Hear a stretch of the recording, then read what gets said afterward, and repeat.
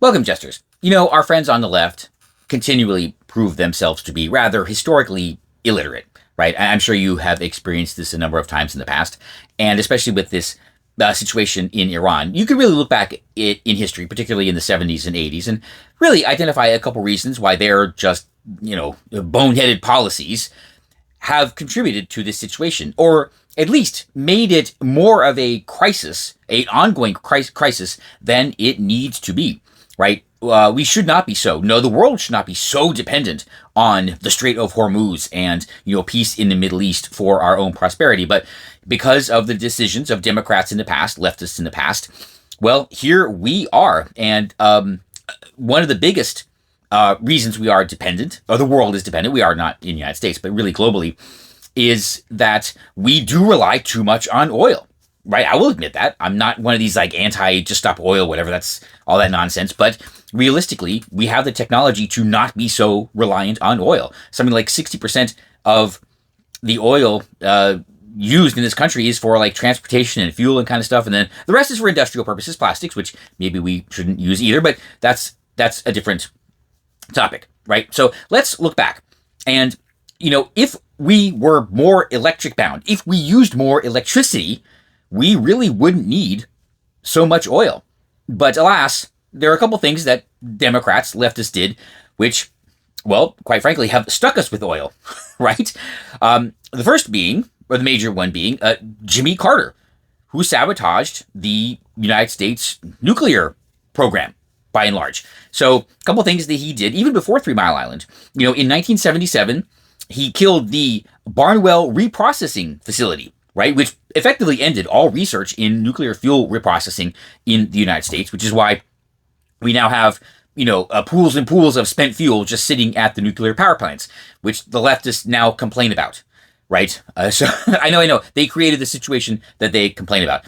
It's almost as if they wanted that to happen, right?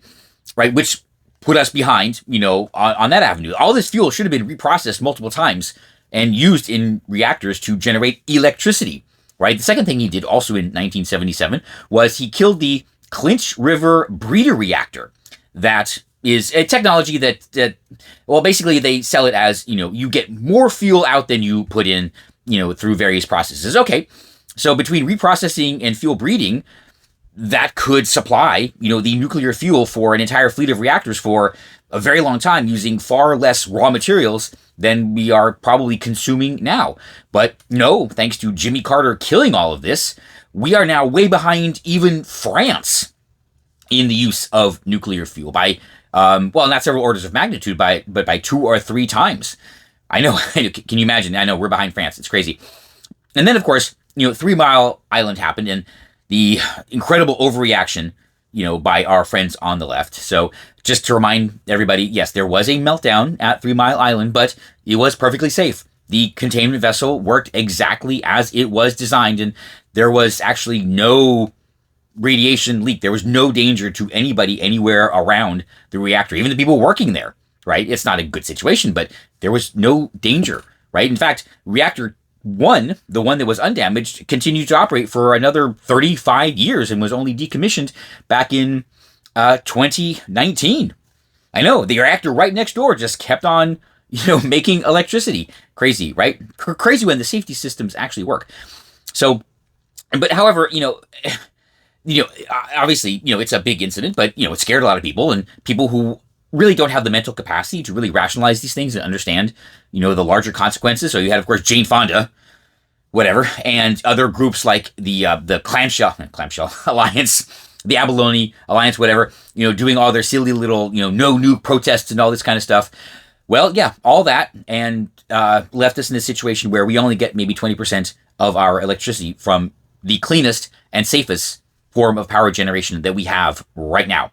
It's a little bit more here in Florida because we have, 2 long time running nuclear power plants, right? So the electricity that I'm using right now is nuclear power. So I'm very, very happy about that. So, but yeah, if we had more electricity available and cheaper electricity available, we wouldn't need to burn so many fossil fuels. We certainly wouldn't need coal to make electricity. But, thank you, Democrats. Thank you, Jimmy Carter. The second is CARB. Yes, the California Air Resources Board. right? And this is another scenario where our friends on the left just get it completely wrong, right? They will probably say that, oh no, CARB actually spurned, the electric car industry. No, there have been electric cars around for over a century now, right? So what happened was, actually, CARB is a great example of something I talked about, I think it was last week, where any program can be made to seem successful if you throw enough money or throw enough people in jail or you threaten people enough by government, right? So they passed the mandates, and all it did was create a bunch of compliance cars. That's it. I mean, all the major manufacturers, GM, Ford, Toyota, Chrysler, maybe even Hyundai or something like that, I don't know. They all created these dinky little cars that nobody really wanted, right? And they were just to comply with the law. Except for GM, they developed the EV1, and honestly, I think it had a future. It was even featured at Epcot. Does anybody remember that? But here's the thing. What CARB did was completely distort the economics of the EV industry, right? And I'm going to say this. GM was committed, right? If they had just been left alone to develop the technology on their own, like with the EV1, they were way ahead of everybody, by the way. If they had just been left alone to make the investment as the sole provider, right, and reap the rewards, GM would be in the position that Tesla is now. But no, because of the idiots at the California Air Resources Board forcing everybody to invest in this, they basically fragmented the market, making it a losing proposition for everyone. Everyone was losing money on the EVs, which created a lot of political pressure. And of course, when money is involved, the politicians and the regulators listen, right? Because they want the money, under the table.